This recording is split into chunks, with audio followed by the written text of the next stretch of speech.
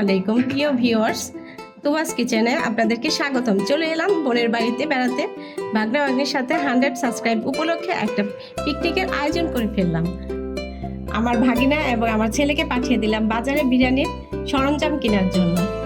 বাজার করে নিয়ে আসার পরে শুরু করে দিলাম কাটাকাটি। সর্বপ্রথম নিয়ে নিলাম মুরগি নিয়ে কাটাকাটি আরম্ভ করে দিলাম। এরপরে নিয়ে নিলাম পানি, এদিক থেকে সেদিক শুধুই ধোয়াধুয়ি করে মাংস পরিষ্কার করে নিলাম যাতে কোনো রক্তপানি না থাকে।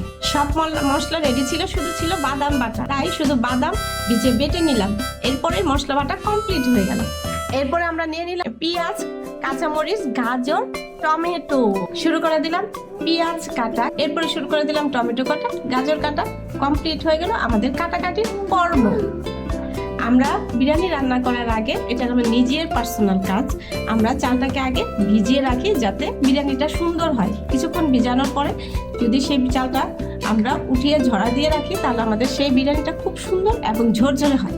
খাস করে চুলার ভিতরে এবার ডেক বসিয়ে দিই, শুরু করে দেই রান্নার আয়োজন। প্রথমে ছেড়ে দিলাম কাঁচা পেঁয়াজ, এর সাথে ঢেলে দিলাম তেলের সাথে দিয়ে দিলাম গাজর আর পেঁয়াজ একসাথে ভাজাভাজি করতে শুরু করলাম। এরপর শুরু করে দিলাম কাঁচামরিচ দেওয়া, তারপরে নাড়া দিয়ে আমরা সেটাকে ভাজতে শুরু করলাম। তারপরে দিয়ে দিলাম কি লবণ, যেটা আমাদের খাবারটা সুস্বাদু করে। তারপরে ছেড়ে দিলাম টমেটো দেওয়ার পরে বাদামের পেস্টটা তারপরে ঢেলে দিলাম। দেওয়া শেষ হয়ে গেল তারপরে দিয়ে দিলাম আদা রসুন বাটা, এরপরে দিয়ে দিলাম বিরিয়ানির মশলা, তার সাথে অ্যাড করে দিলাম একটু শুকনো মরিচের গুঁড়ো।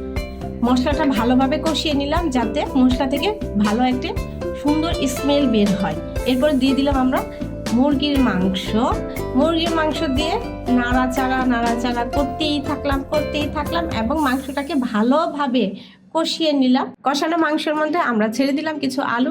আলুটা আমাদের বিরিয়ানির ভিতরে খুবই ভালো লাগে। যদি আপনাদের পছন্দ না হয় আপনারা নাও দিতে পারেন, আলু না দিলে কোনো সমস্যা নেই। মাংস আলু কষানোর হতে আমি আমার ভাগনা ভাগ্নিদের লাগিয়ে দিলাম সালাদ রেডি করার জন্য। একটা পানি ভরা বোলের ভিতরে নিয়ে নিলাম শসা, গাজর, টমেটো, লেবু, তারপরে ভালোভাবে এটিকে আমরা ধুয়ে নিলাম।